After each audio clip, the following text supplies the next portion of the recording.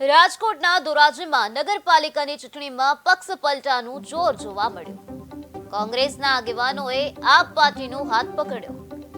પૂર્વ કોર્પોરેટરના પતિ ધર્મેશ રાજગુરુએ આપમાં જોડાયા તો કોંગ્રેસ ઉપપ્રમુખ જયકુમાર અનિલભાઈ ટોપિયા આપ પાર્ટીમાં જોડાયા છે। કોંગ્રેસના અનેક કાર્યકરો આપમાં જોડાયા છે તો અવગણના કરતા હાથ છોડીને જાડુનો સહારો લીધો છે, એટલે કે આપ પાર્ટીમાં તેઓ જોડાઈ ગયા છે। ચૂંટણી પહેલા કોંગ્રેસને મોટો ઝટકો લાગ્યો છે।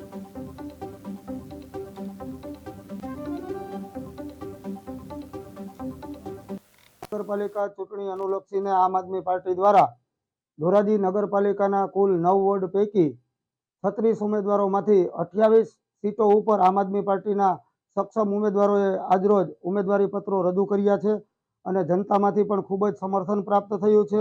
કોંગ્રેસના ચાલુ કોર્પોરેટર ધર્મેશભાઈ રાજ્યગુરુ, યુવા કોંગ્રેસના જયભાઈ ટોપિયા, જિલ્લા સોશિયલ મીડિયા કન્વીનર આશીષભાઈ જેઠવા તથા યુવા કોંગ્રેસ પ્રમુખ આશીષભાઈ જેઠવા સહિતના કોંગ્રેસી અગ્રણીઓએ કોંગ્રેસ સાથે છેડો ફાડીને આમ આદમી પાર્ટીને પોતાનું સમર્થન જાહેર કરીને આમ આદમી પાર્ટીના ઉમેદવારોને જંગી બહુમતીથી ચૂંટી કાઢવા માટેનો કોલ આપેલ છે અને જનતામાંથી પણ પ્રથમ વખત આમ આદમી પાર્ટી નગરપાલિકાની ચૂંટણી લડતી હોય જનતાએ પણ ખૂબ જ સારો પ્રતિસાદ આપેલ છે। આગામી ધોરાજી નગરપાલિકા ચૂંટણી અનુલક્ષીને આમ આદમી પાર્ટી દ્વારા ધોરાજી નગરપાલિકાના કુલ 9 વોર્ડ પૈકી 36 ઉમેદવારોમાંથી 28 સીટો ઉપર આમ આદમી પાર્ટીના